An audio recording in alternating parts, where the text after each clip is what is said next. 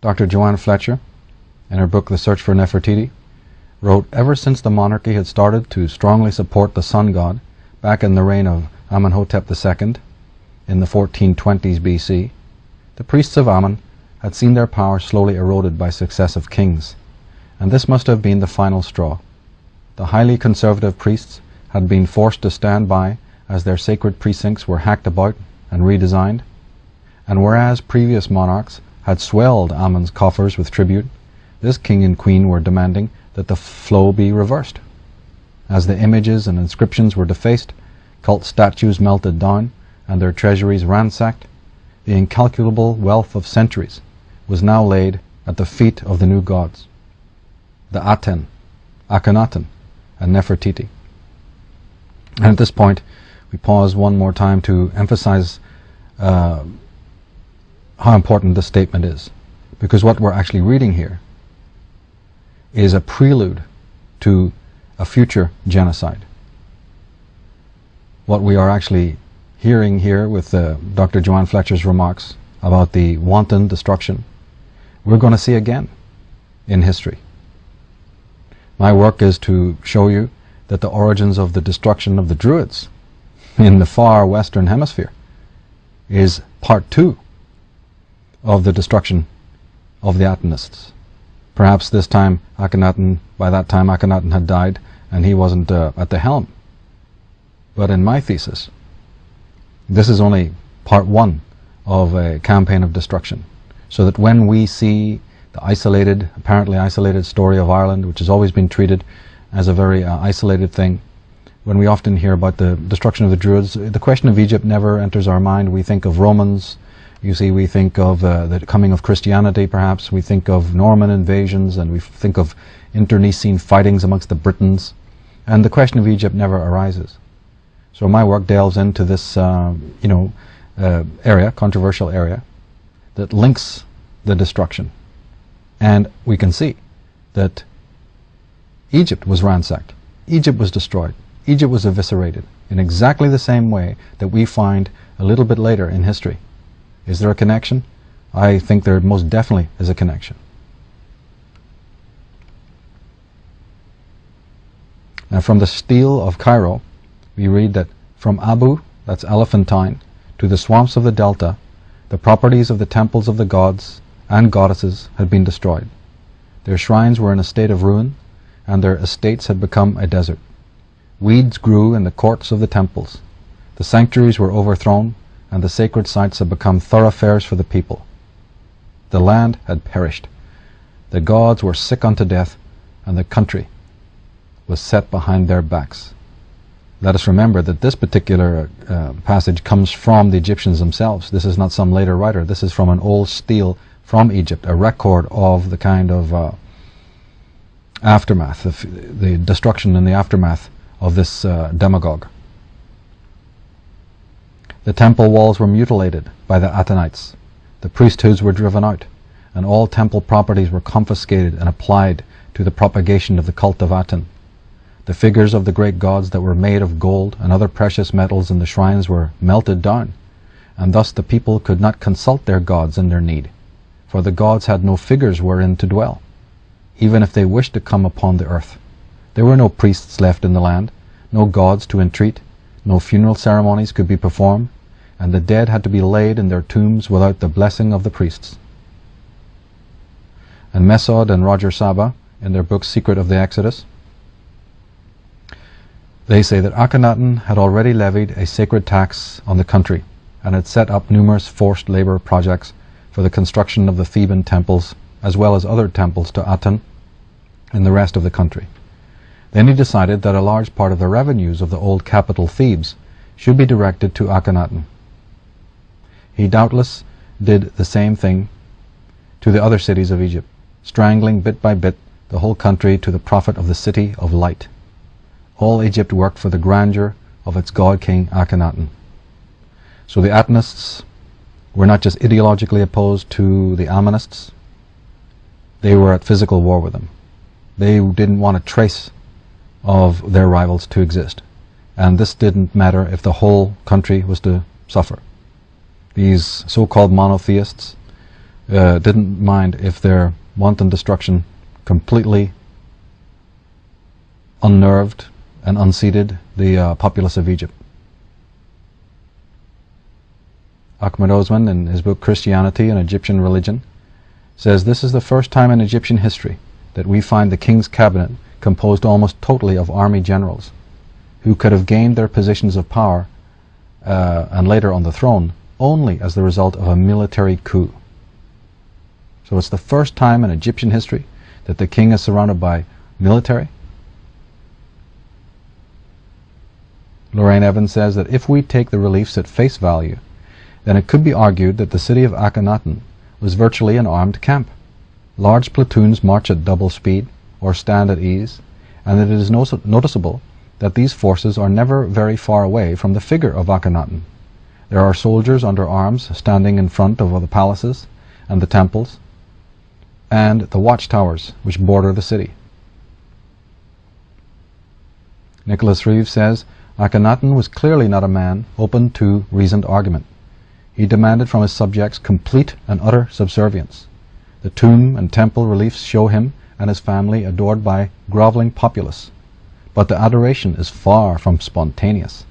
Closer inspection reveals that the people are kept in check by large numbers of troops with batons. Now, reading this, it's hard to believe, you see, that 9 times out of 10, the historians of the world, the Egyptologists, lionize Akhenaten. Look at Akhenaten's image in the media. Go to the academic works, and you'll find that almost every Egyptologist, every archaeologist, even though they may say a few sentences that show that maybe he wasn't completely normal, basically lionize the man as the Christ before the Christ, the great enlightener, the first monotheist. I've listed in Book 2 some of the comments of these academics after they first discovered that there was such a man. And it was remarkable that these individuals would do this. And that alone raises certain questions. As who are these Egyptologists? Why do they think that this Atenus tyrant, this demagogue, this ransacker and looter and pillager and desecrator was so wonderful? Where does the dementia end in all of this? Ahmed Osman, in his book Moses and Akhenaten, writes, the persecution of first Amun and then the other gods, which must have been exceedingly hateful to the majority of the Egyptians, would certainly also be hateful to the individual members of the army.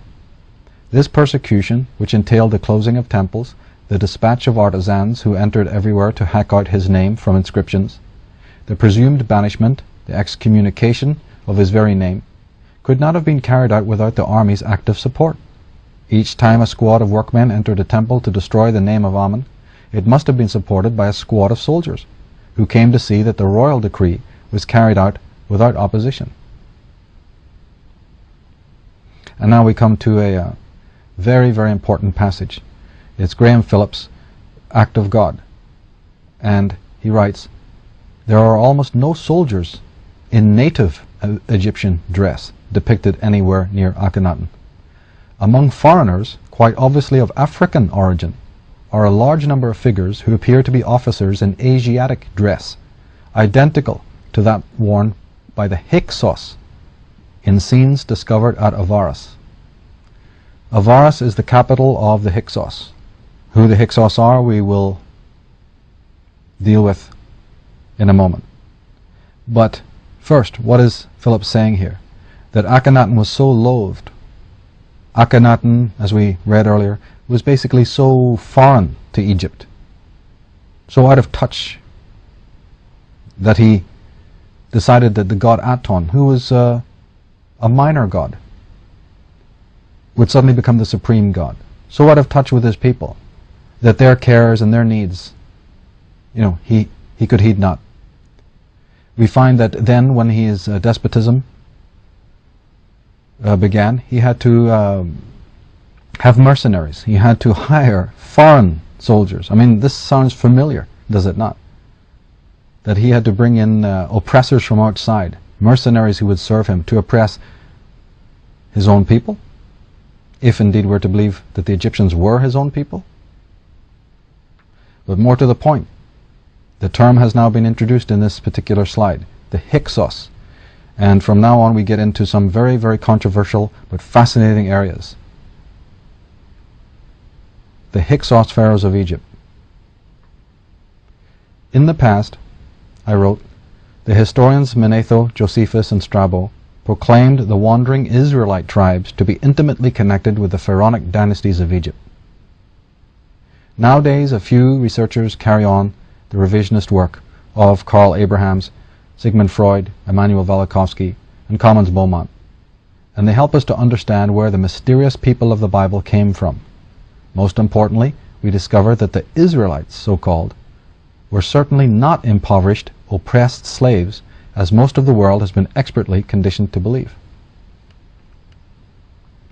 The chiefs of the so-called Israelites had been pharaohs themselves, and were related to and descended from the Hyksos pharaohs of the 13th dynasty.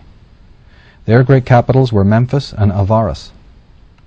Avaris was later renamed Pi-Ramesses, but had been known as Zaru or Zion. It was situated in the Goshen area of the Bible, that is, in the eastern zone of the Nile Delta. Suggestively, it was the city where Akhenaten had grown up and been educated. The Atnas coterie, who were expelled along with Akhenaten, were, like the pharaoh himself, members of this Hyksos dynasty of wealthy and powerful kings and priests. So the Hyksos dynasty, who appear in Egypt about the 13th dynasty, we've been talking about Akhenaten in the 18th dynasty, but the Hyksos kings, the Hyksos pharaohs, were a despotic, unloved, and possibly foreign invading group. And these Atanists may, in fact, according to the evidence, be descended from this Hyksos strain of pharaohs and from their dynasty. Certainly, we find out that Akhenaten grew up in the Delta area, in the area that was controlled by the Hyksos. Specifically of importance is the city of Avaris. This is where we get the term avarice, meaning greed, from the ancient city of Avaris, which was the capital of these so-called Hyksos kings. Ralph Ellis takes on the job and demolishes a great lie. In his book, Jesus, Last of the Pharaohs, he says, Abraham, Isaac, and Jacob were not a family of poor, captive, downtrodden shepherds at all. They were nothing less than the Hyksos, the shepherd king pharaohs of Egypt. He goes on to say, Akhenaten, according to both the revised biblical history and the king lists of Egypt, was a direct descendant of the Hyksos pharaohs, who were so strongly influenced by the priests of Heliopolis. And these, of course, are the priests of the sun cult that he's talking about. This deity has to be a direct result of their influence. It is simply the Hyksos belief system under another name. Akhenaten's father, Amenhotep III, must have had many sympathies with this belief in the Aton as well, but he never dared openly to promote this new cult. So Ralph Ellis helps us to see the connection between the Hyksos and the Atanists. That previous pharaohs, like the father of Akhenaten, certainly would have worshipped Aten, but they may have done it privately. The pharaohs had private gods, and they then had the public worship, the worship that was accepted, that was traditional, that was standardized, and it was expected of the pharaoh. But these are just royal duties. Behind closed doors, in their own private temples, they were worshippers of the sun god Aton, and it's only during the time of Akhenaten that the Atanists emerge, and by that time they're very powerful. So contrary to belief of most historians, maybe this Atanism didn't just arise with Akhenaten. Maybe the priests of Heliopolis, of the great sun cult. These are people who put the pharaoh in power. They're the ones who decide which of the princes will become the pharaoh. You couldn't become pharaoh without the priest's authentication and authorization. So perhaps, as some scholars have worked out, some scholars believe that this powerful sun cult that was against the Amenists, they were behind the young, frenetic, and possibly demented Akhenaten. Now, regarding the Hyksos connection, the author Ralph Ellis has established that the syllable hic, H-Y-K, has two meanings that might easily be confused.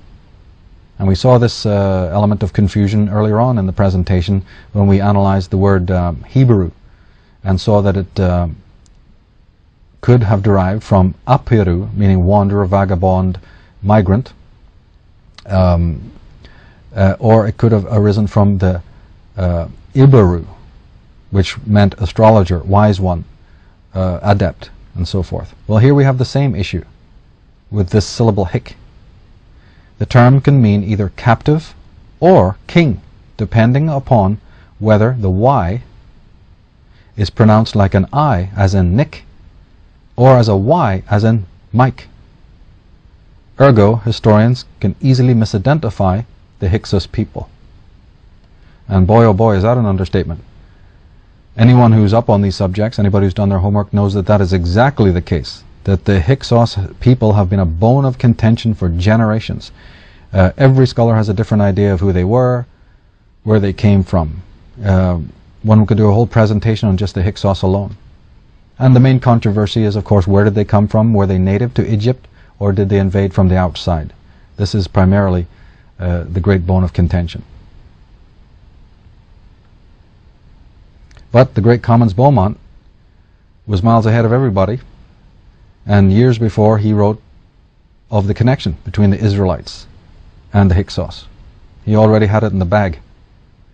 He wrote, "These alleged Israelites, who had bred and multiplied to such an amazing number as to constitute a threat to the Egyptians, can only be explained as the descendants of the original Hyksos who had stayed behind 327 years previously."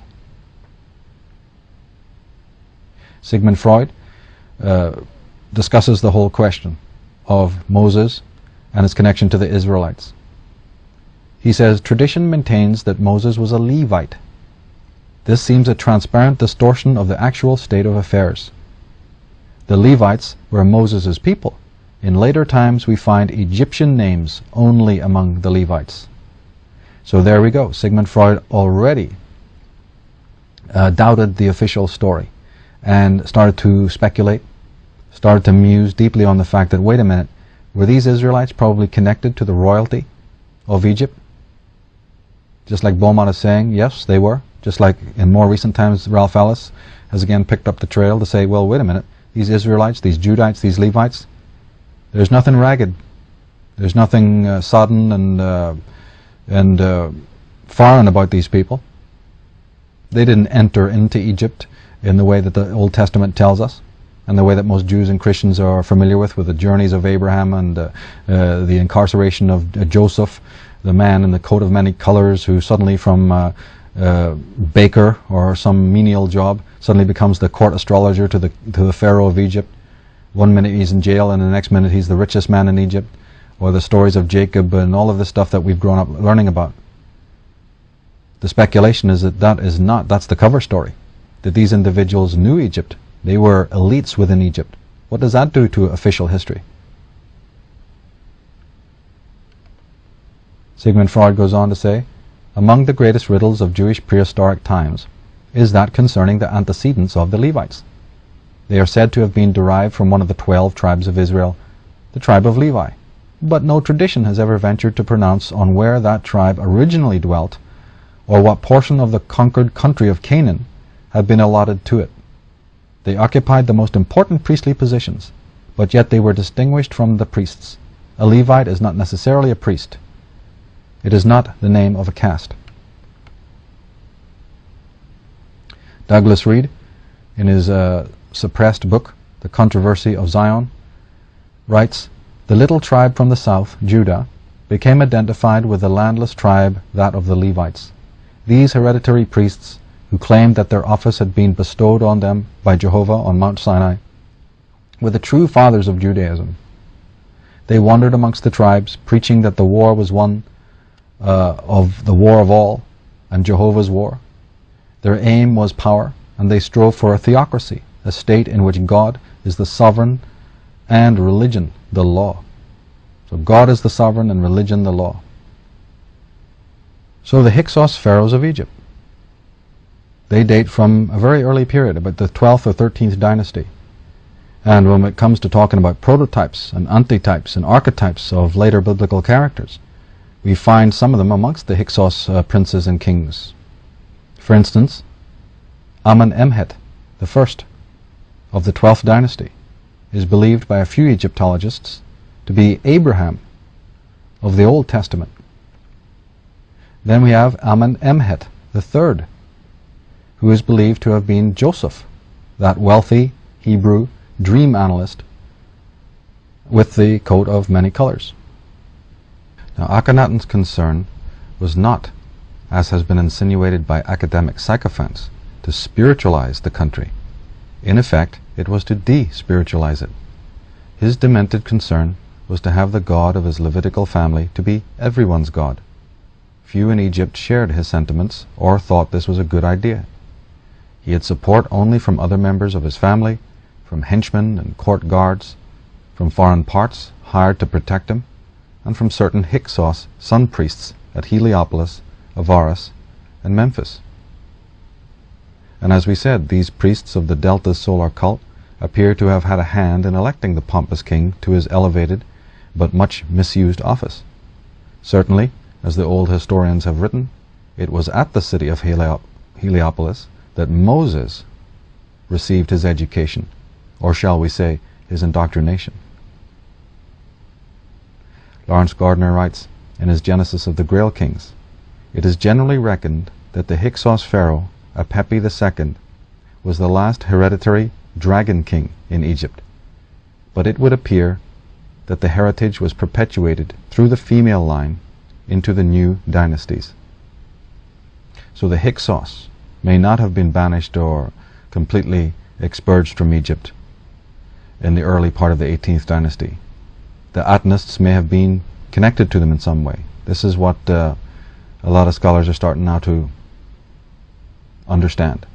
And that, of course, the Dragon King, the Dragon Court, that William Bramley, the author, has referred to as the Brotherhood of the Snake. And of course we've seen the headdresses, the coronets of the pharaohs, and the symbol for the serpent, and the symbol of the dragon. But let us not ever doubt for a moment that there are many reasons why a symbol will be used. So if we were to see the symbol of the serpent on ancient monuments like we do in Ireland, or in ancient scripts and chronicles, if we see the symbol in the dragon dances of China, for instance, or if we again see it on flags and ancient coins and heraldry, or in ancient temples, and if we see it as we do used by the Egyptians, there could be many reasons. It doesn't mean that the symbol is negative or evil in itself. In fact, in my work on astrotheology, I've shown that the original usage of the serpent was because it represented something astrological. The symbol of the serpent, as used by elites and royals, as used on the caduceus of Hermes, for instance, was really a symbol relating to the constellation of Draco, which was a universal symbol for royalty and for nobility. And in fact, the symbol of the serpent, when studied correctly, is one of the links that proves that there was a connection between the eastern and western hemispheres, because this symbol was universal. And when it comes to the symbol of the serpent itself, or the dragon, we find that still being used today, and we find it alarmingly on the symbols of royalty of many royal houses of Europe and Britain.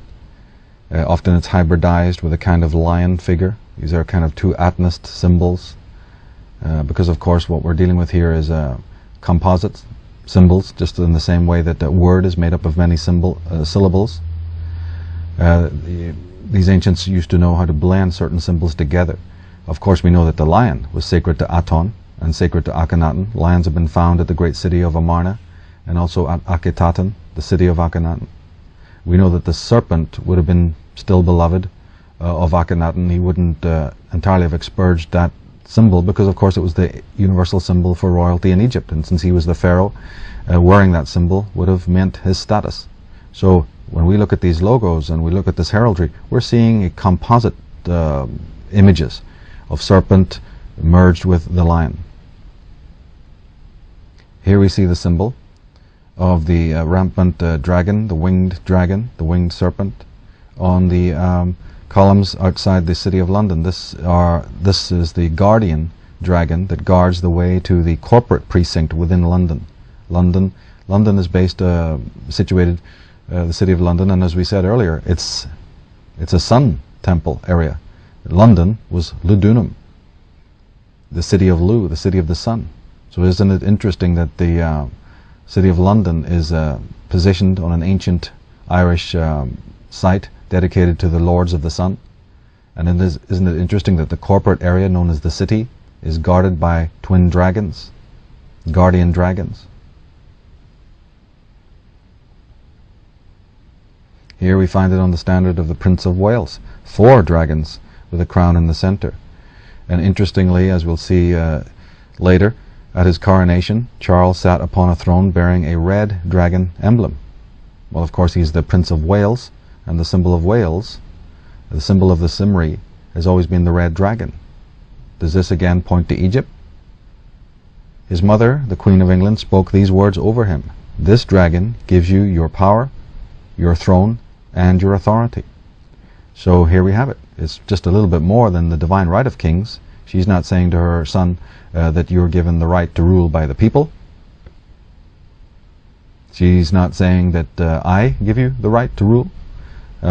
She's not saying God bestows your right to be the Prince of Wales. She's saying this dragon, this red dragon. Now most people will think, oh, that just means Wales. But does it? Is metaphor being used here? Is symbolic terms being used here? Well, we've been talking about the Hyksos. Now it's important to look more deeply at their beliefs and what kind of god they worshipped. Well, the major god worshipped by the early Hyksos kings was known as Set, S-E-T. He's also known as Seth, Sut, or Sutek. Set had many symbols attached to him. He was symbolized by the giraffe and by the red desert. In fact, his color was red, and one of his symbols was the red cross. In the myth of Set and Horus, this mirrors the conflict between the Atenists and the Ammonists. Setam means hated. And look where we find that symbol of the red cross, not only on the bishops and the popes, but on many flags. In fact, the red cross is to be found as the very symbol, the very flag of England, known as St. George's Cross. We find it on the flag of Northern Ireland. We find it on the charities like the Red Cross. Now in Egyptian, a title for Set was Djuji, pronounced something like Juji. This is the probable origin of the name adopted by so many British kings, Georgie or George. The name refers directly to the god Set. One of the most powerful Masonic societies is known as the Order of St. Michael and St. George. And both St. Michael and St. George we see in depictions of these saints and knights the symbol of the Red Cross, and we also see the symbol of the dragon. Now the pharaonic crown of Lower Egypt, the area dominated by the Hyksos, was known as Deshret, or Red Crown. Ergo, it is not St. George who is the patron saint of England, but Set of the Hyksos. Hargrave Jennings, in his book The Masculine Cross and Ancient Sex Worship, published in 1874, wrote, "The rabbis say that when Aaron was made high priest, he was marked in the forehead by Moses with the figure X, or with a cross." We see the red cross in Christian artwork, and we see, as these pictures show, that the Pope wears the symbol of the red cross, and the prelates and bishops also. Turning to Masonry and its connection with Egypt and its connection with the Serpent Lodge or the Dragon Court, author J.S.M. Ward, in his masterpiece on Freemasonry, discussed high-degree rituals and symbols. His description of the 25th degree, entitled Knight of the Brazen Serpent, reveals that the lodge is referred to by Masons as the Court of Sinai.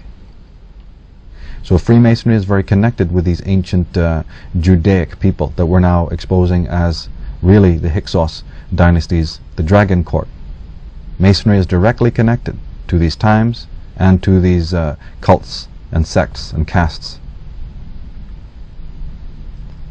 In his book Freemasonry and the Ancient Gods, Churchward writes, "The most powerful Grand Master represents Moses. The wardens, who are called ministers, represent Aaron and Joshua. The orator is called Pontiff. The secretary is called the Grand Graver. And the candidate is known as a traveler. The jewel is a serpent entwined around a tau cross, standing on a triangle, worn suspended from a red ribbon." So, from the Masonic books themselves, from J.S.M. Ward and from Churchward, we learn that in Masonic ritual there's the use of the old Egyptian serpent, there's the use of the symbol of the crown, there's the use of the symbol of the tau cross and the red ribbon. But we don't have to take any writer's word for it. We can trust to our own eyes by a study of the Masonic, Freemasonic and Templar symbolism. Here on the flag of France, the state of Lorraine, which is a Freemasonic bastion. The Dukes of Lorraine were always the elites of Templarism and Masonry. On the right, a symbol which has been used by the Templars and also by the Scottish Rite Freemasons of America. We see the whole story. The crown and the cross. We see the cross is red. We see the background has the rays of the sun, sacred to Atonists. We see the black Malta cross. And we see the twin swords, representing again the idea of conflict and rivalry, a primal rivalry. And it's picked up in corporate logos such as the Alfa Romeo symbol, which not only incorporates the red cross but also the serpent, the dragon. We see it here on the Knights Templar emblems, a symbol of the red cross. And many have pointed out that this Templar type Malta cross, despite its color, is really a cryptic symbol of the Great Pyramid of Egypt, seen from above. But on the right, I can draw your attention to the most important symbol of the Knights Templar, which is two riders on a single mount. The horse is pointed towards the west. The two shields is a cryptic symbol for the double cross, but again the cross is colored red. And the fact that there's two of them we will address a little bit later when we deal with the Scythians. Here is Godefroy de Bouillon, the Grand Master of Templarism, wearing the large red cross. Here we find it on the most prestigious Order of the Garter. And also make a note there, it'll be important in a later section of this presentation, around the shield on the left is a blue belt. Well, that belt is actually known as a garter. Hence the Order of the Garter, of which the Queen of England is the supreme Grand Master. And on the right, the coat of arms, the actual emblem of the Knights Templar, is a red cross with the royal lion and unicorn behind it. Again, as we proceed through the presentation, these symbols will be thoroughly analyzed. At the bottom, the double cross of Lorraine, the color being red. Here, in a slightly more commercial, corporate context, we have the flag of the British East India Company. Now there's a study. The British East India Company.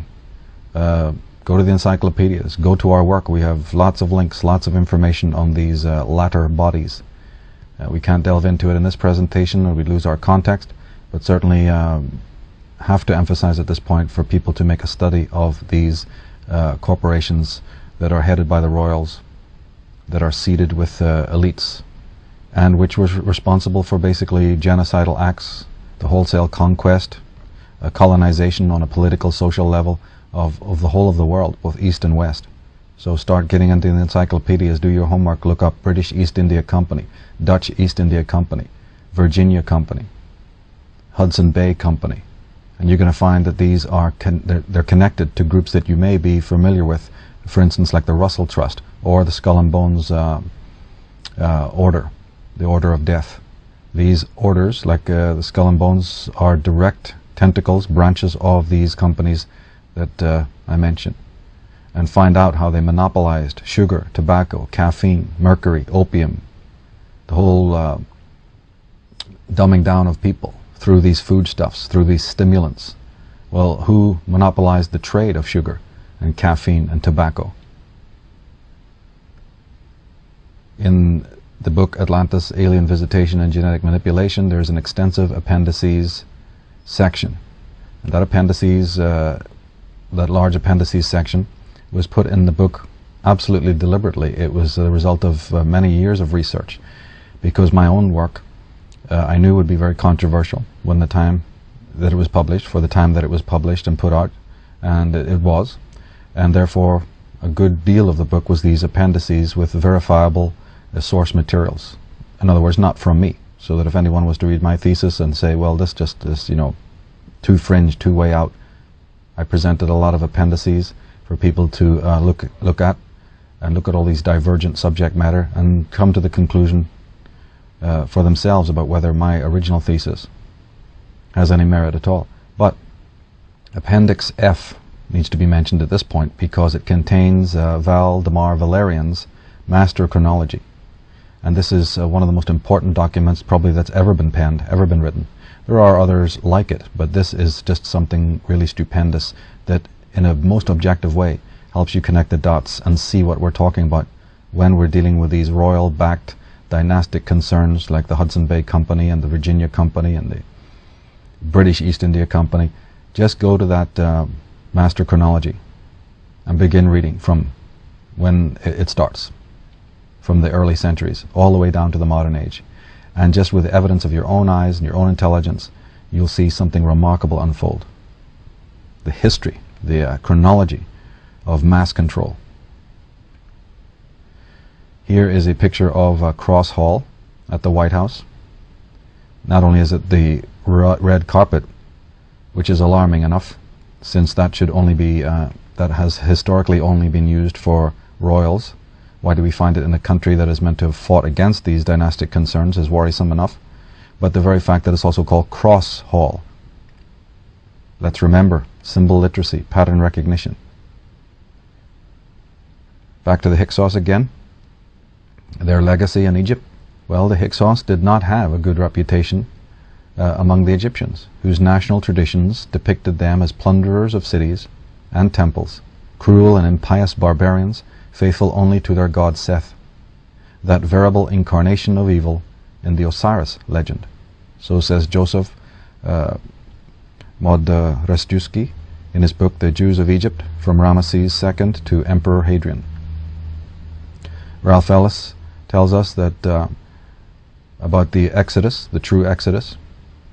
It's mentioned in the Bible, but what's the true historical data on that? He says, thus began an orgy of looting and violence as the departing Hyksos Israelites stripped the land bare. It was destruction on an unprecedented scale, and it prompted the Theban pharaoh, when he saw the ruins of Avaris, to declare that this was not just greed, but avarice. What happened after the Hyksos and the Atenists were cast out of Egypt? In the days of Akhenaten, the sun had moved from the sign of Taurus, the bull, into the sign or house of Aries, the lamb or the ram. And the priesthoods of Egypt were not all in agreement as to this movement or this position of the sun. The Hyksos kings and their people honored the astrological procession and began reverencing the traits and proclivities associated with the sign of Aries, whereas the priests of Thebes in southern or upper Egypt decided the time was not right for this and for new gods to be venerated. They wished to remain loyal to the quote-unquote Taurian principles, and we can't blame them. After the legacy, the ruin, the machinations, the insinuating treachery of the Atenists and what they had seen, after the depravity and mania of Akhenaten, we can hardly accept them to be sitting around the table, discussing the finer points of astrology and of the zodiac. So they wanted to return the land to a semblance of normality. One way to do that was to go back to the worship of the old gods and to establish patterns. Akhenaten, because he had invented and come up and conceived a new god, he had promoted a minor god to a higher status. Of course, they were going to be more fanatical about it, and they were not going to be inclusive, they were going to be exclusive. And so exclusive, in fact, that even during the time of their exile from Egypt, after the so-called Exodus, the true Exodus that is, they would even have schisms in their own company. The Atenists would finally even divide over this matter, as we'll see. This astrological phenomenon not only caused divisions amongst the priests and cult members within Egypt, but it was also the cause of division amongst the Atnists, the ones mentioned in the Old Testament fictive accounts as the 12 tribes of Israel. Ralph Ellis is convinced, as we are, that the so-called tribes divided over differences relating to the zodiac. The two hardline tribes, known as Judites, repudiated and condemned those who dissented for all eternity, saying that they had broken the covenant, quote-unquote. The Bible scenes at Mount Sinai are fictive accounts of this time of argument and schism. That's right. The secret lies again in astrology, or astrotheology.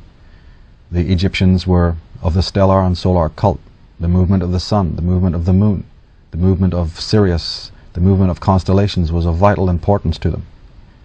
They, like so many other races in the world, had divided their zodiac into the famous 12 houses, even though many other constellations and luminaries were noted. These were the gods. These were the original gods of the early schools. Now, due to the wobble of the axis of the Earth, the sun, moon, planets and constellations appear to move backward through the 12 signs. The sun takes 2,160 years to traverse one sign of 30 degrees, moving 1 degree every 72 years. The entire cycle lasts 25,920 years. Which means that this slow procession, the sun moves through all the signs of the zodiac. It is now very close to the sign of Aquarius. It's not in Aquarius yet, but it's in the cusp, what is known as a cusp area. Here's another diagram that illustrates what we're talking about, a clock-like image of the zodiac. The small hand points to the sign of Aries there, and this sign of Aries was very important to the ancient Atnists because it's where Akhenaten conceived the whole cult of Aton. The cult of Aton took birth during the sign of Aries. It was just always symbolized by a ram or a lamb. But of course 2,000 years or more have elapsed. In the introduction of this program we said that we'd be dealing with a period about 1400 BC in Egypt. Well, we have moved on since that time. We're now at least 2,000 years on from that point. And so we are now moving, we've already moved out of the sign of Aries. And where the large hand on that diagram shows you, we've moved through the whole sign of Pisces, symbolized by the two fish, and are now at the cusp point, as I said, of the sign of Aquarius. And that little man with a water pitcher is the emblem or symbol, the famous symbol of the sign of Aquarius. But let us never forget that Christianity, Judaism, Atonism was conceived in the sign of Aries. This is a very important historical and mythological anecdote. It is one of the reasons why we see the lamb being used as a symbol of Christ, Agnus Dei. It's one of the symbols for the red cross of Set, because let us never doubt for a moment that that red cross is an astrological symbol, of course. It represents the crossing of the celestial equator and the ecliptic. But it is the tutelary emblem of the Atnists, the worshippers of the god Set. The ram, the lamb, where does that come from? As we said, it is the symbol of the sign of Aries. This all has to do with Egypt and what was happening in the stars and in the sky at the time of the reign of the Akhenaten. And as Jordan Maxwell and so many other ancient writers have gone into, it's all about astrotheology, stellar mythology, Christianity conceived in the sign of Aries, the symbol of light, the person of Jesus himself, his 12 disciples, and all the other adventures that take place that are fictively rendered in the Bible, the meeting at Mount Sinai, the burning bush, the Old Testament stories as well. It's all astrotheology, stellar mythology. It's dealt with in great depth in this book that we did on the subject of astrotheology and sidereal mythology. A close look at the Bible, a close look at all the Christian stories, the metaphors and their origins, going back to the famous cults of old, the cults of antiquity. Here again in Christian art we see the solar Christ. The artist has emphasized that. He's emphasized the astro-theological, astro-mythological element here by having his figure hold the red cross. We see the trees, the old Druidic cult of the trees. We see the sleeping members in the foreground. These represent the 4 seasons. This is an astrological rendering. We have to understand that the whole Bible is an astrological rendering. The movement of the sun, and the emphasis has always been that Jesus, in exactly the same way as Mithras or Orpheus or Zoroaster, so many other mythological characters, Horus, Isis, Bacchus. The idea is that the hero is a rendition of the sun, or one of the important luminaries, and that his adventures from the time of his birth to his death are metaphors for astrological phenomena. John E. Remsburg, in his monumental book The Christ, says that Charles Francois Dupois, in his Origins of Worship, one of the most elaborate and remarkable works on mythology ever penned, shows that nearly all the religions of the world, including Christianity, were largely derived largely from solar worship. Again, we don't have to take any writer's word for it. Let's just look at the imagery. Just look at the solar cult imagery. Still in evidence today. Manly Palmer Hall wrote, "The adoration of the sun was one of the earliest and most natural forms of religious expression. Complex modern theologies are merely involvements and amplifications of this single aboriginal belief." Now, the Hyksos, we talked about the Hyksos being defined or symbolized by the serpent, the dragon, by the god Set, by the red cross, and even the lion, the hybrid lion of Atonism. We looked at the symbol of the sun and the rays of the sun, and of course the pyramid, but the pyramid doubles up as the Knights of Malta cross. We also have to know that they were known as the Shasu, meaning shepherd kings.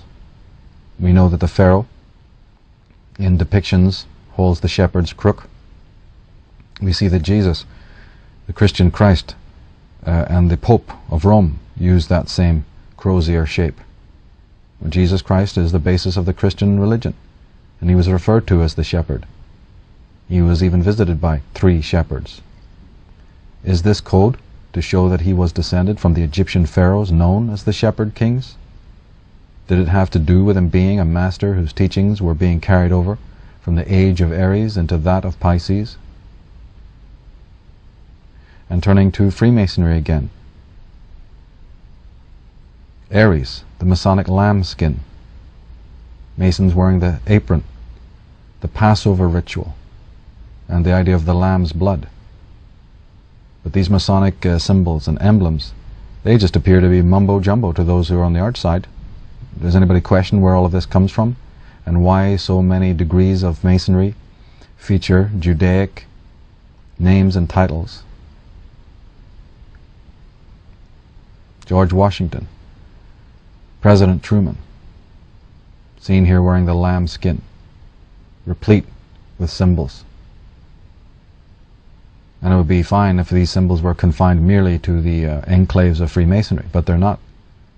They're to be found in every boulevard, every city, and every major town of the world. They're found in religion, and they're found in politics.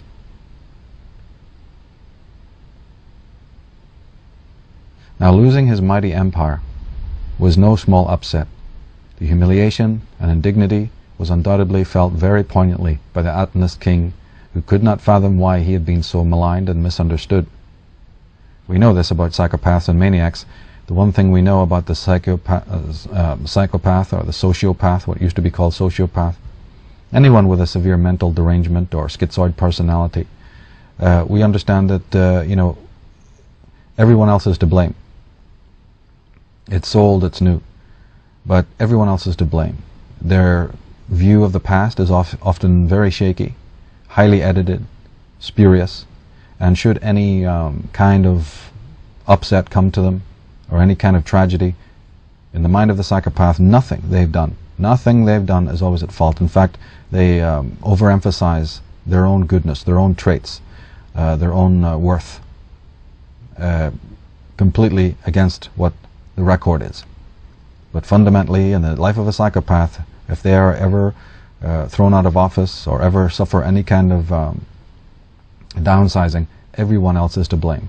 And this is no different with the ancient tyrant Akhenaten. We can surmise that from his broken throne and dark halls of exile, his confusion turned to hatred for the world and for mankind. All that mattered was revenge and the reconquest of the world.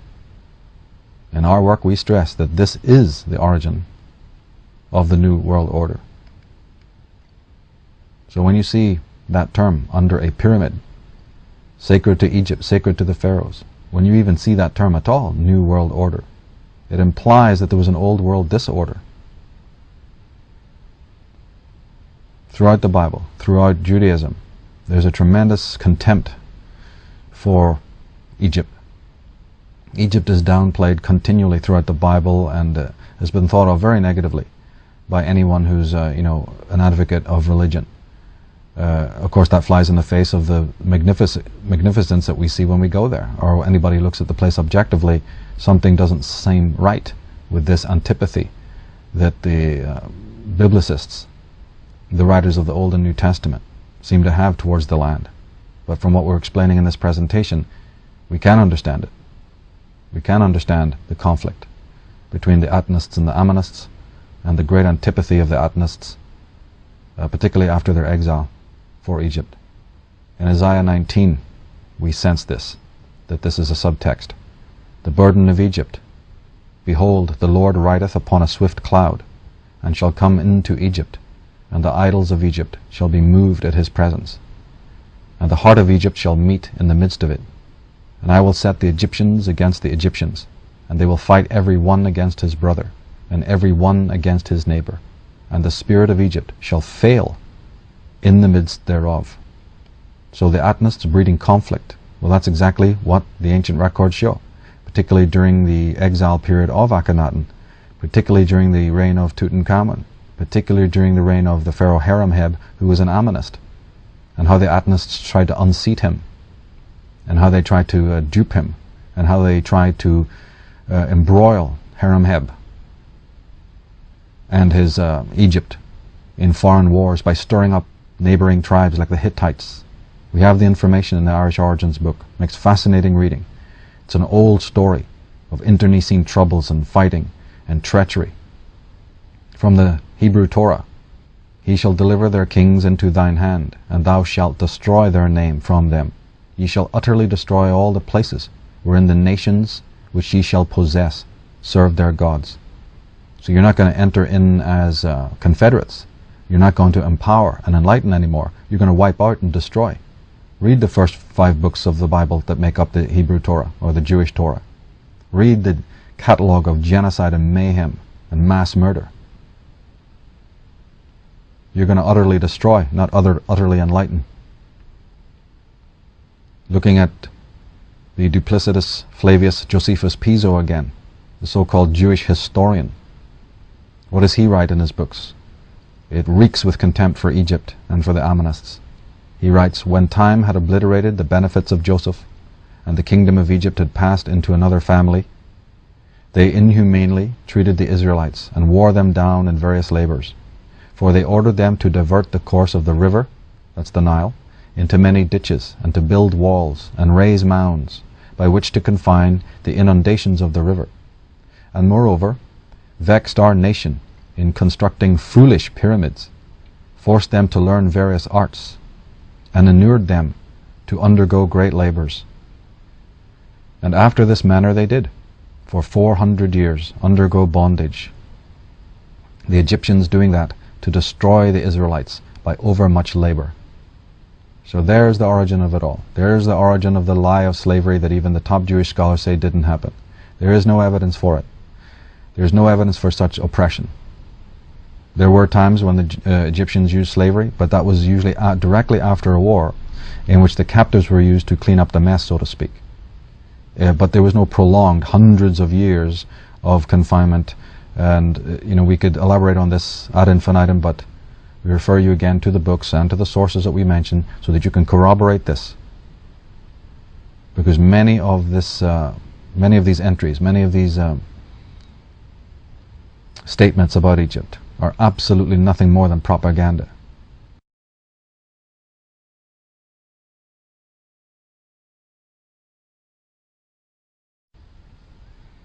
Let's continue with our look at the destruction of the Druids. Continue with that into the story of the Scythians and my theories regarding this group of people from Europe, the Scythians. The traditions of Irish Druidism, as I point out in the books, had spread to Egypt with the Iberu, that's the original Hebrew, of course, in primordial times. And we stated that the Iberu or the Aberu were the original men of the river, the men of fire, the great adepts from Hibernia, from Iberia. The Druids were collaborators, we pointed out, with the Egyptian Ammonists. And the civilizations of Syria, Greece, Egypt and India may have been situated topographically in the eastern hemisphere of the globe, but this means little. What matters is where the inhabitants of these climes received their cultural and spiritual elements. This is the truth that must never be revealed to the world. So if we read about Irish culture, we're bound to read of its eastern origins. Over and over again, authors persist in rehashing this falsehood. They emphasize later migrations that occurred a long time after the rise of the original Irish empires of knowledge. And Comyns Beaumont, in his book The Riddle of Prehistoric Britain, deals with this whole question. He says, the ancient civilization of the land we call Egypt has been pronounced by archaeologists as flawless of its type from the very first. It reveals none of the painful steps from primeval beginnings passing through the Paleolithic, Neolithic and Bronze Age to that of iron.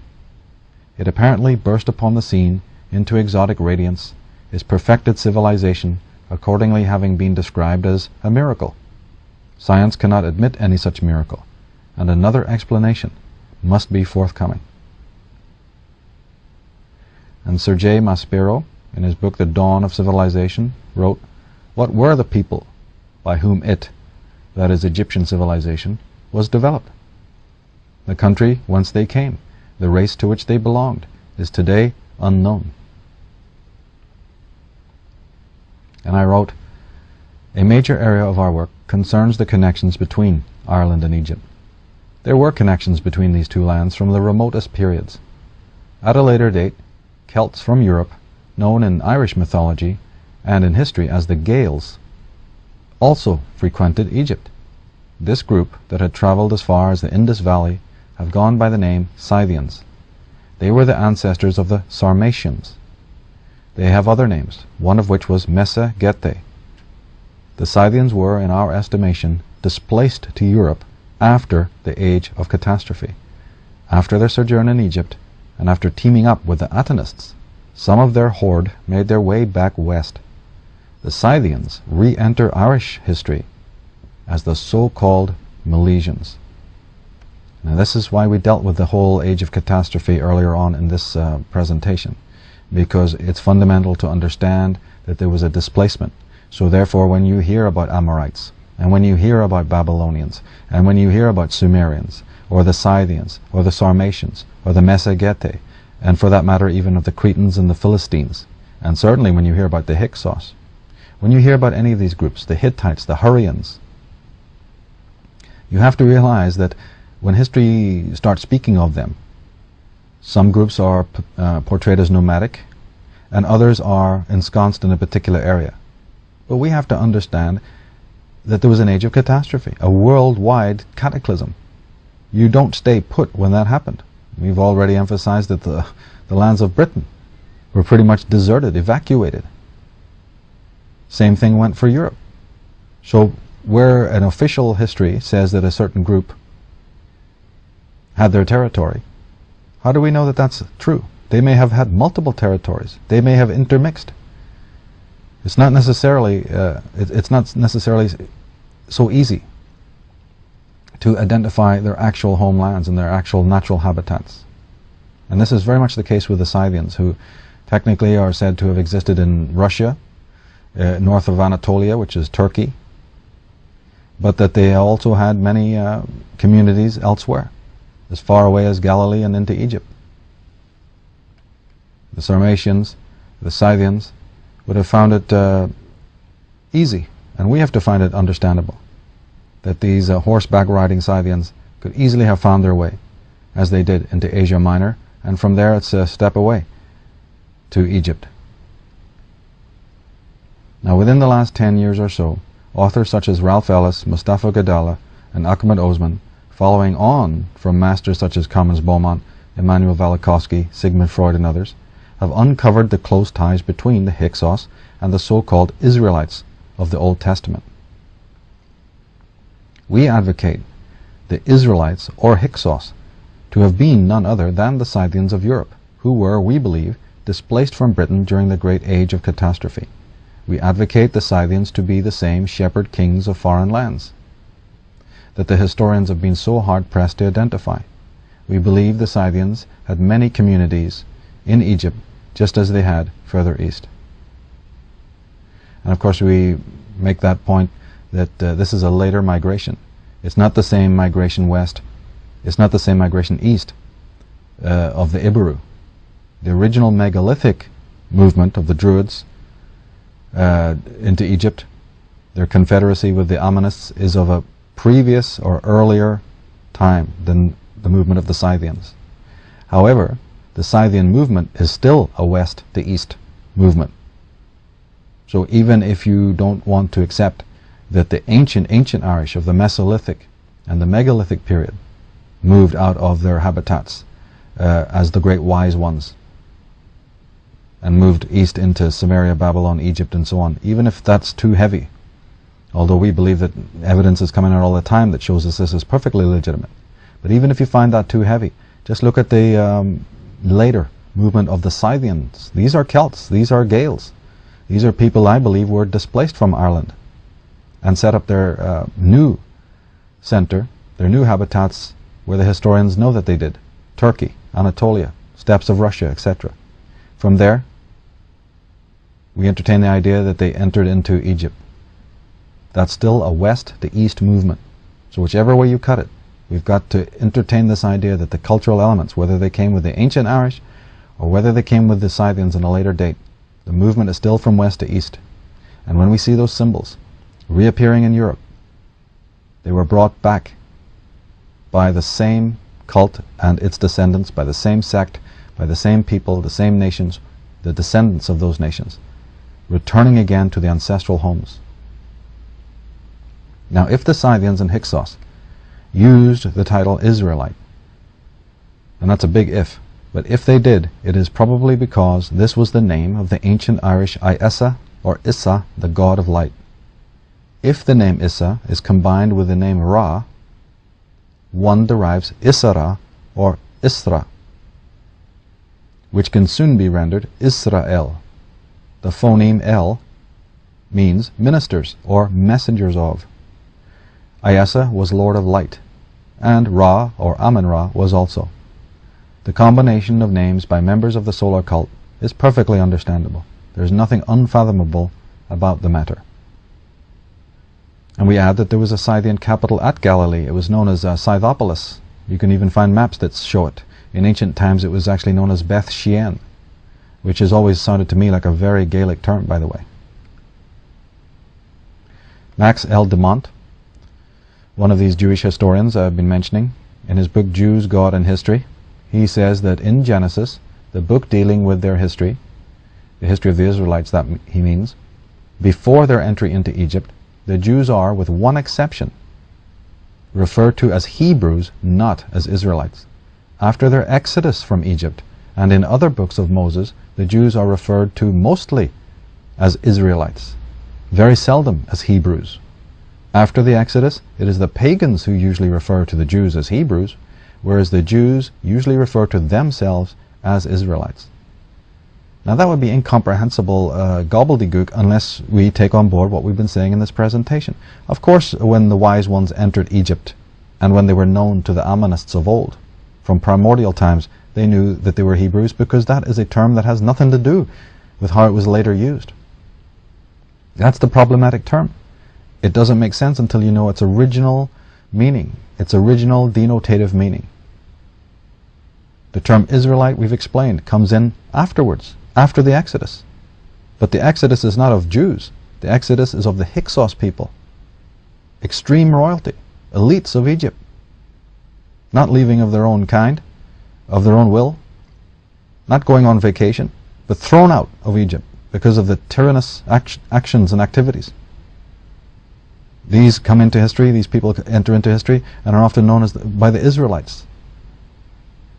But where did that term come from? Is that a Scythian Celtic term, referring to the god of the ancient Celts and the ancient Gaels and the ancient Irish, Issa, Iessa?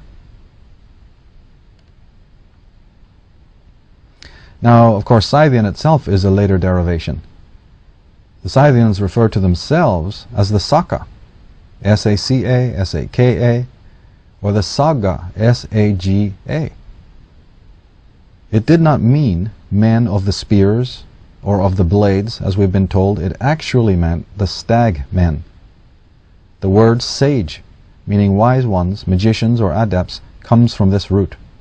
And so does the word sacred or sacrament come from this word, Saka.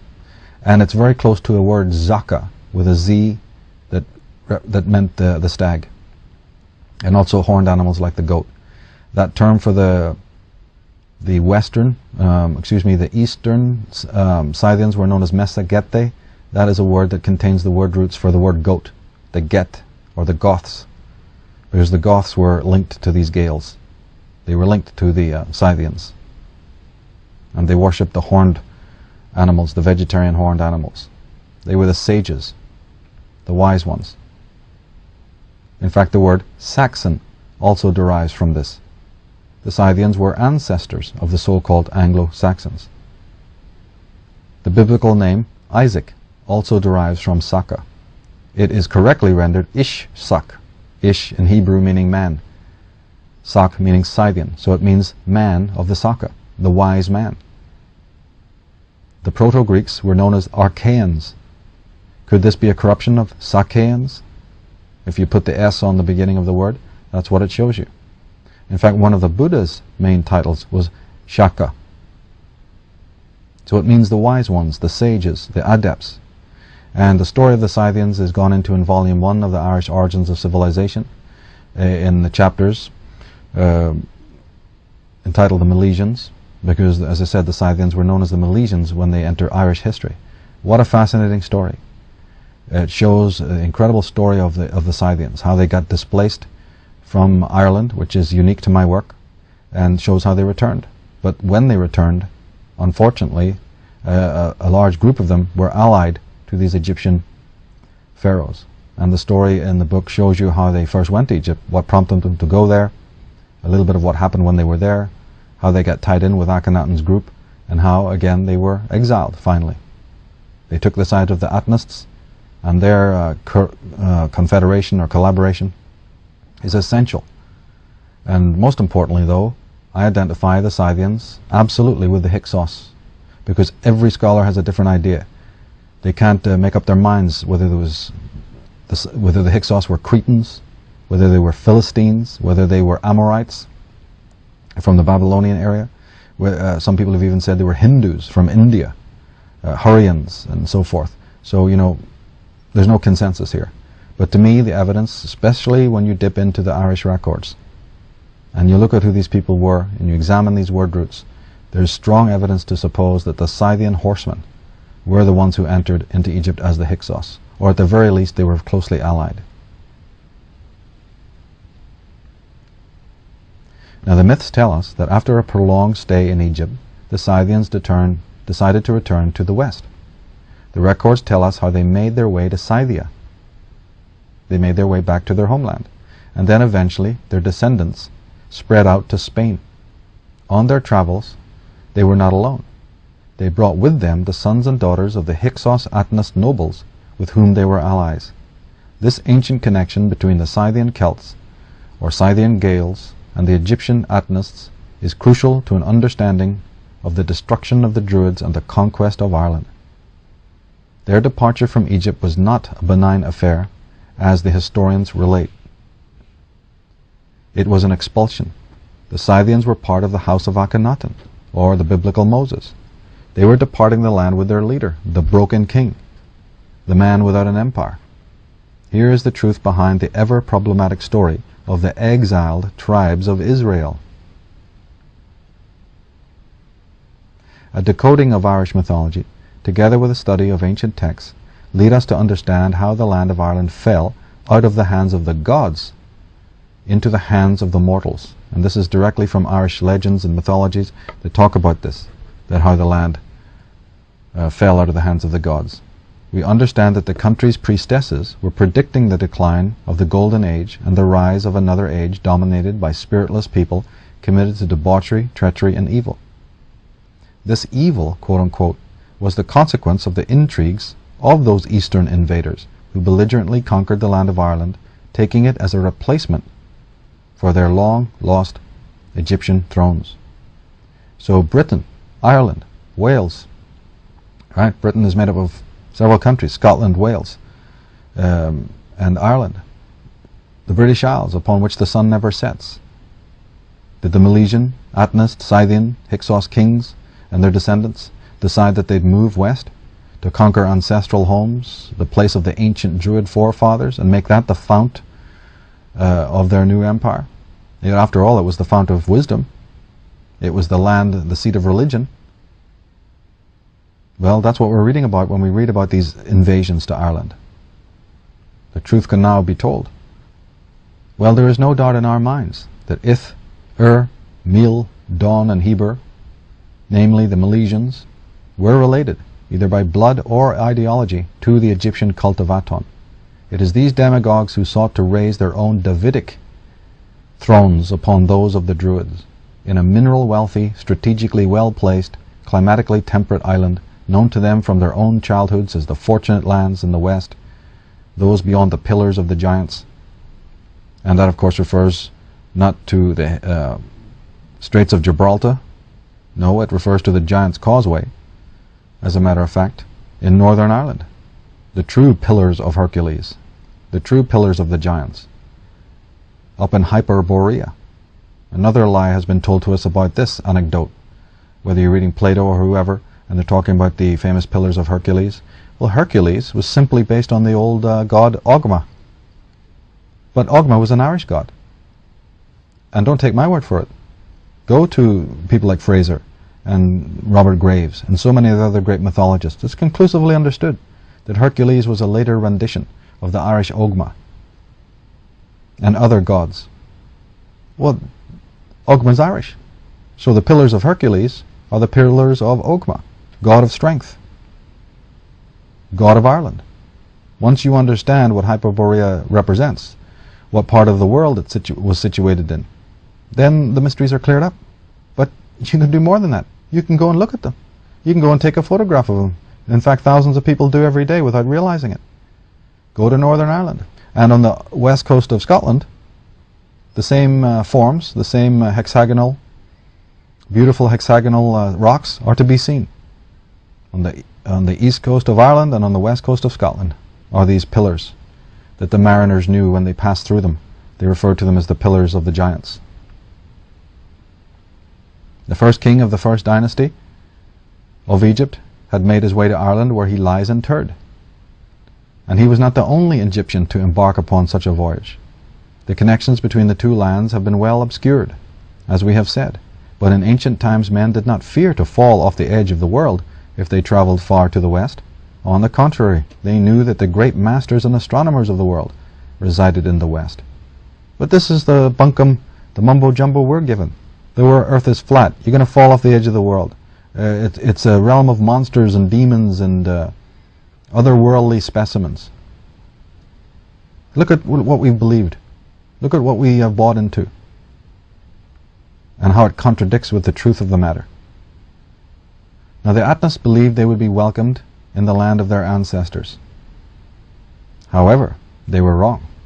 We suppose the Druids chose to remain loyal to the Amonist pharaohs of Egypt and that after hearing of Akhenaten's heresy and belligerence against the old gods and the Egyptian people, they warily denied the Atenists entry into their land. As a result of this rejection, the Atenists regarded the Druids in a similar light as the Ammonists. They reacted with open war. Now we're talking official Irish history here, because that's exactly what happened. In the story of the Milesians, when they arrive, their king Ith is pretty much the first one to approach the Irish kings at Derry in the north of Ireland. Well, they didn't like the guy. They suspected something was up, and they basically had him murdered. I think it's because they were on alert. They already knew that these Scythians, that were once Irishmen like themselves, were hand in hand with these Atenists, that they worshipped a corrupted form of solar religion, and that they had despoiled, laid wreck and ruin to Egypt. And therefore the Druids, being confederates of the Ammonists, were on guard. And this is exactly corroborated in the story of the Milesian approach, their approach of the Irish kings, and immediately that they were in a state of rivalry and conflict. Now, an important king of the Scythians, who ruled during the time when people crossed, when the Scythians crossed from Scythia into Spain and then from Spain to Ireland, was known as Mile. M-I-L-E. King Mile. His people have been referred to by historians as the Milesians. This may be the origin of the word militia, meaning armed man. Mile's wife, Mile is a very interesting character, and Mile's wife is one of the most important figures in Irish and Scottish history, because she was none other than Meritaten, the lost daughter of Akhenaten and Nefertiti. Her name meant the beloved one of Aton. The word Mary, M-E-R-I or M-E-R-Y, depending on which scholar is translating the hieroglyphics, can even be rendered M-A-R-Y, Mary. It can even be rendered M-E-R-R-Y, merry, like having a merry old time, or Robin Hood and his merry men and all of that. Meri is an Egyptian word, and it meant beloved one, favored one. Aten, in Meri Aten, it's obvious, it's Aton, the sun. So here we have a leading regent, no less the daughter, and some historians think no, it's the granddaughter, but nevertheless, Meritaten, beloved of Aton, married to the king of the Scythians, descend upon Ireland. More importantly, her nickname was Scota, S-C-O-T-A. She gave her name to Ireland, and then later, after Irish in ancient times moved into Scotland, Scotland took the name, and it still preserves her name today, Scotland. Scotland named after Scotia, named after an Egyptian princess. King Menes, as we said, the first king of the first official dynasty of Egypt. This is about 3,000–4,000 years BC. King Menes. Is he buried in Egypt? No. Where is he buried? Knockmany in Ireland. What's that all about? The story is to be told. The story, we have the information that the Egyptians, whether it's the baboon that have been discovered at Navan Fort, these are Barbary apes. Barbary apes known only in the East, turn up in Ireland, and so forth and so on. The connections are there. But this is a very specific connection regarding Scota. Ralph Ellis, in his book Scota, the Queen of the Scots, says that Ireland was originally called Scota before the 3rd century AD, and that is fairly well known. Amongst others, Claudian, Orosius, Marianus, Scotus, Isidore, and Bede all mention that Ireland was called Scota. So the question arises as to whether she was making a return to the homeland of her own mother, Nefertiti. As we said in an earlier part of this presentation, the pale features, the aquiline features, the dearth of information about Nefertiti's ancestry, and also what happened to her after the reign of the Atenists, because she fell away. Perhaps she fell out of favor with the Atenists. But of her 6 daughters, 4 were killed in a famine. 4 died in a famous famine that swept Egypt. And Scota, Meritaten, disappears also from the historical record until we find out that from the Scottish and Irish records she accompanied King Mile.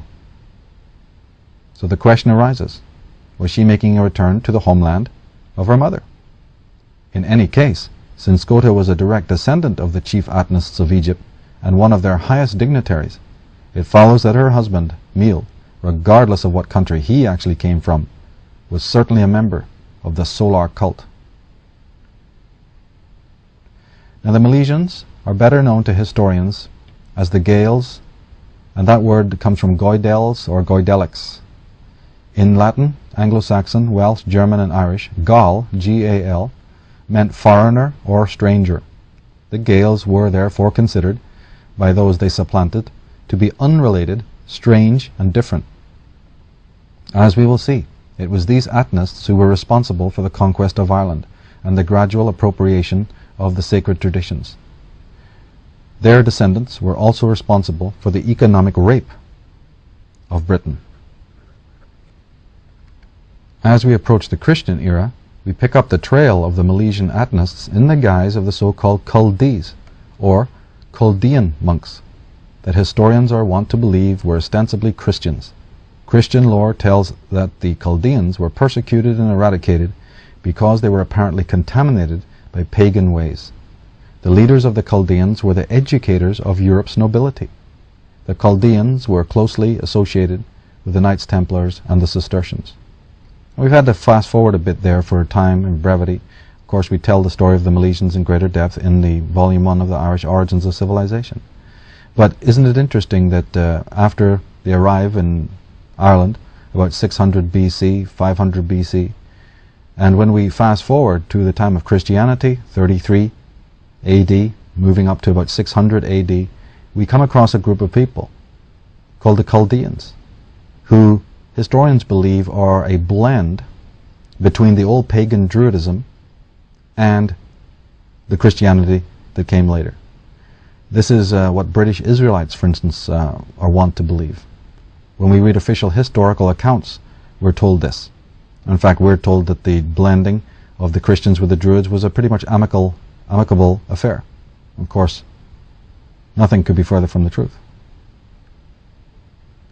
The word Chaldee can still be seen in many, many word roots throughout Ireland and England. For instance, Kirk, Chaldee in Scotland. Kirk is church, and Chaldee means the Chaldees. The Chaldees were a large group of monks. After the age of the Gaels, that's the Milesians, the official history books tell us that there were at least 4 other important waves of visitation. We are told that there was a group known as the Picts, who finally ended up in Scotland, but whose relics can be found all over Ireland and Britain. We have the famous Britons, another wave that came after the Gaels. More correctly, they're known as Brythonic Celts, probably or possibly related to these Gaels. And they arrived about 500 BC to England. We have the Belgae. Ostensibly, allegedly, they're Belgian Celts who crossed over during the time of Julius Caesar. And we have the Caledonians. This is a Roman term for tall, red-haired Germans related to the Belgae and the Picts. They gave their name, Caledonia, to ancient Scotland. Now, after the alleged arrival of the Belgae, Britain was to become a province of the Roman Empire. The Romans, brutal and cruel as they were, made expert use of complicit, sycophantic British puppet chieftains to rule the tribes in their name. Some of these vassals were loyal to the Roman emperors and were subsequently awarded power and riches for services rendered. After the Roman Empire collapsed, due to the spread of quote-unquote barbaric tribes, Britain was conquered by Norwegian Vikings, by Danish Jutes, and Germanic Saxons. It was during and after this wave of invasion and settlement that Britain became known as Anglo-Saxons, or the English from Angleland. The Anglo-Saxon settlement occurred in the 5th century AD, about 200 years after the arrival of Christianity. H.R. Ellis Davidson, in his book Myths and Symbols in Pagan Europe, he wrote, in the 5th century, a mixture of tribes generally known as the Angles and Saxons came to England and settled in the south and east, driving much of the Celtic population westward into Wales and Cornwall. Robert Siblerard, in Keepers of the Secrets, says the Saxon invasion of Celtic lands eliminated the memory of the Druids. So when we're talking about the destruction of the megalithic Irish, the original aboriginal ancestral peoples and their priestarchy, the Druids, we're talking about waves, successive waves of attack and annihilation. It did not all happen in one phase. There were several levels to this, several moments in history in which this primeval race came under threat. Geoffrey Keating, in his book The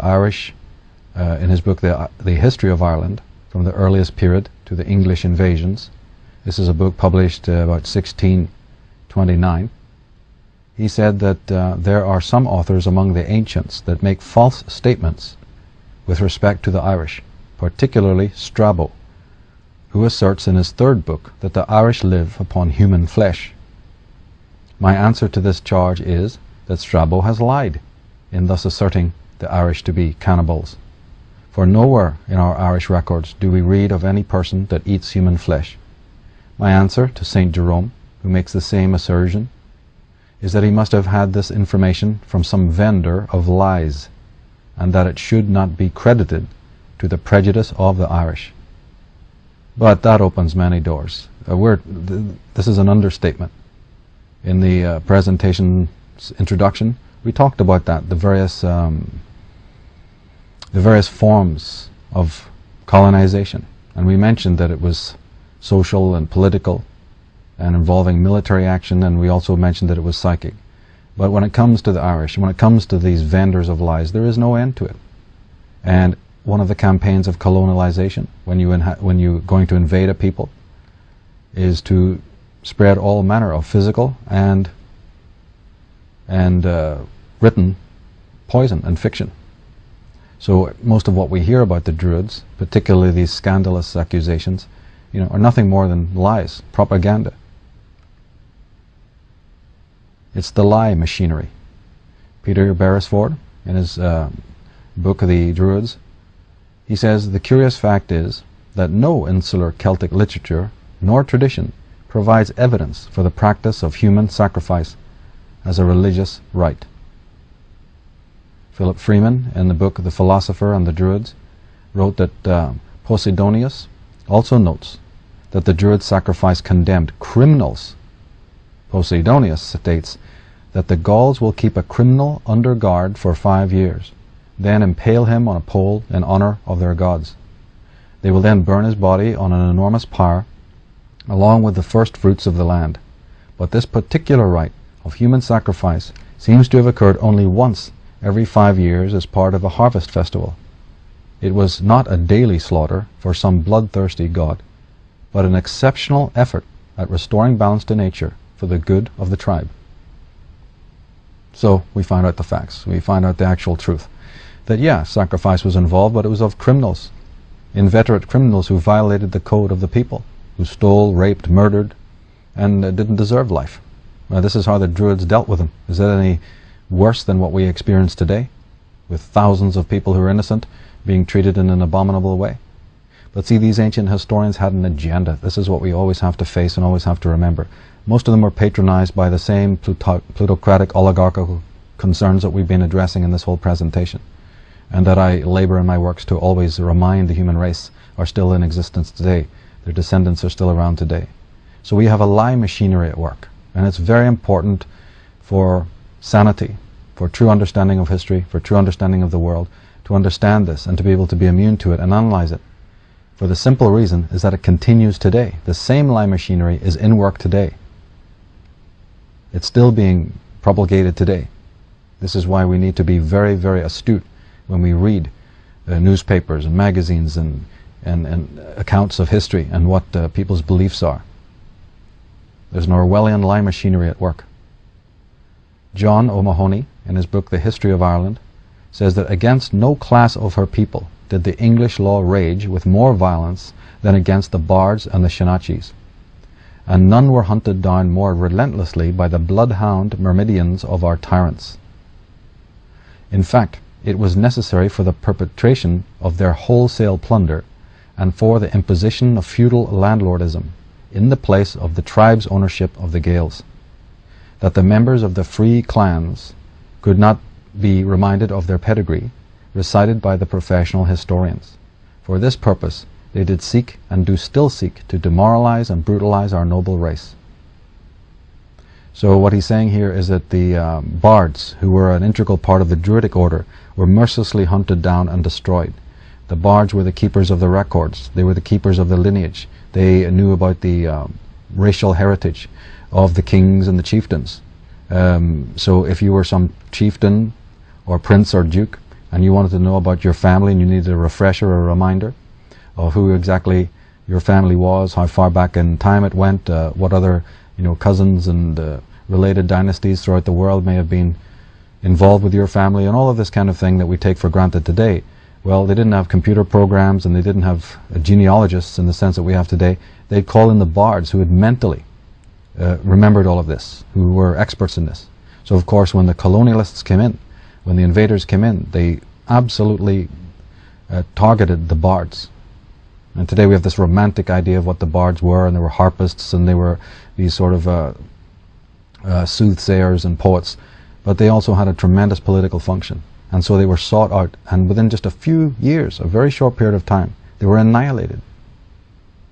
This is the kind of thing that spurred me to want to talk about this subject. I was sick and tired of opening books and finding that the destruction, the wholesale genocide of the Irish elite, some of the most spiritual men who've ever walked the planet, deserves nothing more than a few lines, a paragraph, and then turn the page, we're on to something else. James Bonwick, in Irish Druids and Old Irish Religions, published in 1894, or 1894, says that the Statutes of Kilkenny, which were put in place by Edward III, made it penal to entertain any Irish bard. But Munster bards continued to hold their annual sessions to an early part of the last century. Carolan, the old blind harper, he was called last of the bards. He died in about 1738. So we're talking about a campaign of genocide and annihilation and cannibalization and plagiarism and suppression. We're talking 18th century here. Well, wait a minute. First we were talking about 600 BC. This thing is very long in the making. We have the Milesians, Atnists coming, and it's these people's descendants who would of course been by that time religiously Christian after AD 33, whatever. So we're talking about a wholesale campaign. It takes a long time to suppress a people, especially those as ardent as the ancient Irish. And sometimes when you hear the term being used Celtic or you hear Gaelic, sometimes scholars use those wrongly, because the Gaels are officially the Milesians. They're officially the oppressors. We're identifying these people and their descendants as the oppressors of the original megalithic Irish. So when you're looking into the timelines and when you're looking into the chronology and when you're looking into the identity of these different Irish groups, whether it's the Caledonians or the Belgae, you see, or the Britons or the Gaels or the Celts, one has to sort of get a profile on who we're talking about here. And that's what the books go into. Volume 1 will clearly profile, as best as we can anyway, who these people were. And if you're up on this subject and you've tracked it long enough, you'll find out that very few of these so-called Celtic scholars can find a consensus. Every few years they're changing their definition of what a Celt is, or where the Celts lived, or where the Celts stayed, or what kind of blood type they have, or what kind of language they spoke. So it appears to be a welter of information. Now St. Patrick burned whole libraries upon his arrival in Ireland. He was an agent, like St. Columba, sent to eliminate the Druids, so that few would trace the origins of the world's educators. We saw in the last slide also that the eradication had also intentionality behind it, meaning that as long as the pure, pristine, unadulterated church or college of the Druids and the bards, the Shanachis, the minstrels, as long as that existed, there was no chance for the other thing, that other monstrosity, out of Egypt, out of Atanism, out of Rome. There's no chance of that ever getting seated and rooted. So the order of business was to eradicate everything that was there before. Not eradicate it so much that you couldn't plagiarize it, but as I said, that campaign of plagiarization and of appropriation is not done overnight. It actually takes hundreds of years to do that, to sift through the plunder, to arrange it, and to finally hybridize it, repackage it, and make it your own. So we're talking in the region of about 600 years here, 600 to 1,000 years. But the main thing is that no matter how long it takes, it has to happen. You have to eradicate the unadulterated form first. You have to wipe away all trace. Well, didn't the Atenists do this to the Amonist temples in Egypt, in their own land? Didn't they despoil and destroy? It's business as usual when they arrive in the West. That's right. We've heard about it. St. Patrick arriving in Ireland at quite a late date, after Christianity. Still, we hear him talking about casting out serpents, until we realize, of course, what he meant by that, or what the scriptwriters and mythmongers meant by that. They weren't talking about physical snakes. They were talking about the Irish druids, the Irish bards, who refer to themselves as the Nadreds or the Adders, meaning the serpents. The symbol was universal. We find it on the headgear of the pharaohs, and we find it in Ireland. The Druids, the Ammonists, the Alchemists, the Nissi, the Nashon, the Nagas, the Orphites, being wiped out by a despotic form of the Brotherhood of the Snake.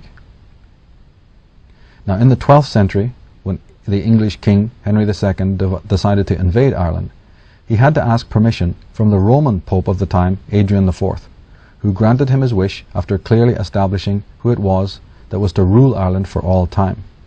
In the words of Pope Adrian IV, he says, "It is not doubted, and you know it, that Ireland and all those islands which have received the faith belong to the Church in Rome. If you wish to enter that island, to drive vice out of it, to cause law to be obeyed, and St. Peter's pence to be paid by every house, it will please us to assign it to you." So when we're talking about double-headed eagles and monarchic control versus theocratic control, this is what we mean. The king is on his knees before the Pope. The king is asking permission. He's got the swords, he's got the army, but he's asking permission from the theocrats of the world. And so the control mechanism, this ordo ab chao situation, exists today. The ideological takeover, the eradication of the old ways, the supplanting of a religion, a Chaldean religion, a form of Christianity that would appeal to the people because it was in fact hybridized from ancient Ammonism and ancient Druidism. You wipe out the original, but you've got the copy, you've got the facsimile, and you repackage that and you put it in front of the people, and they're mind controlled into believing that this is still authentic. And from that point on, you proceed. You have people completely under your power. Colonization. Terry Jones, in his work The Primitive Celts, he wrote, "It seems to me the Celtic world is not so much a world that has been lost as a world that was deliberately obliterated by a ruthless empire." And how right he was, because that basically sums up the whole situation. Look at the Bible's passages. Let's reread them with an understanding of what we're talking about. For instance, Ezekiel 17. "I, the Lord, have brought down the high tree," which I believe means the Druids and the Egyptian Magi of old. "Have exalted the low tree," which I believe refers to the Atenists. "I have dried up the green tree," that again refers to the Druids, "and have made the dry tree to flourish. I, the Lord," and I believe that means Aton, the Lord of Judaism and Christianity, "I, the Lord, have spoken and have done it." The historian, Roman historian Tacitus, says, "If you want to rule the world, the whole world, does it follow that everyone else welcomes enslavement? To robbery, slaughter, plunder, they give the lying name freedom. They make a wilderness and call it peace." While recounting the story of the children of Meal, a few historians remind us that having defeated the Tuatha De Danann, that's the High Druids of Ireland, the brothers Eber and Eramon, each desiring to be kings over Ireland, fell to quarrelling and fighting. They admit that the so-called historical cycle of Ireland opened with divisiveness and conflict. Humans had defeated the gods, Atonism had defeated paganism, and the rivers ran with blood. Here's a little timeline, again to keep us aware of the historical process. Akhenaten's reign is thought to have ended about 1336 BC. Allegedly he attempted to return and seize power again under the reign of the Amonist king Seti I, around about 1290 to 1279 BC. There's even a record of this time saying that the Shasu, or the exiles, were busy making trouble for the king. However, Seti dealt with them by basically eradicating the threat once and for all. The Egyptian people did not want this demagogue back in power. Then we have the building of the Temple of Solomon, allegedly around 957 BC.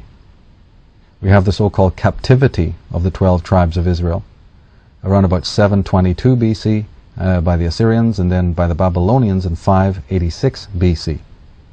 Then we find these Judahites, or more correctly the Atnists, dispersing and moving westward, as we talked about, probably around about 550 BC. They moved to Scythia, of course, as we said. They moved to Spain, possibly France. And by the time they get round to conquering and attacking Ireland, it's probably around 500 BC. That's the 6th century BC. There's infighting amongst themselves, and dynastic rivalry persists. Of course, this is an old story. And they also would have had to put up with continued resistance from the Irish and Scottish and British Druids. They also then have the Roman invasion under Augustus in 34 BC, and then again under Julius Caesar in 55 BC. There's a lot of British history starts at this point. There's difficulty conquering Scotland, and we have Hadrian's Wall in the period after that. And then we basically have the Christ and the Christianity story beginning. And of course, under that, I've always insisted that we are talking about Atnists when we're talking about the Chaldeans. This is the so-called Christian sect of monks in Britain. And let's never forget, when it comes to talking about the Caesars, that these individuals were also, very much like the Egyptians, considered godlike. For instance, Caesar Augustus, the adopted son of Julius Caesar. In fact, most of the key terms used for Jesus were originally attributed to him, to Augustus Caesar, the most important of which was Divi Filius, Son of God. In the picture on the right there, there's Augustus styled, depicted as an Egyptian pharaoh in Nubia. This is very important to bring out. What was the connection between the Roman Caesars and the Egyptians? The book goes into that, looking at the power of the Atnists, and they not only just seated themselves in Britain, but they had large coteries, large followings from Babylon and into Greece.